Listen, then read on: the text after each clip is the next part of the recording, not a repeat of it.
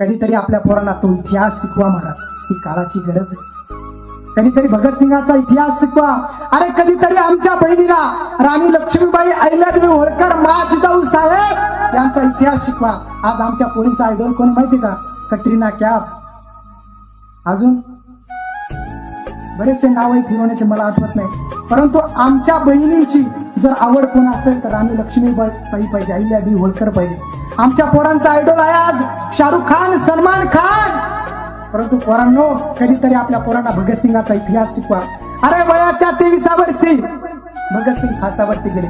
अरे मौत का नाम सुनकर भी जो मुस्कुराया था, सबके अंदर देशभक्ति का तूफान जगाया था, और इस वतन के खातिर उसने चुमा था फांसी का फंदा भी. अरे ऐसे ही नहीं, वो शहीद आजम कहलाया था. अरे क्या लगता है तुम्हें ये वतन यूं ही आजाद हो गया? अरे सोशल मीडिया की चकाचौंध में न जाने कितने शहीदों का इतिहास खो गया.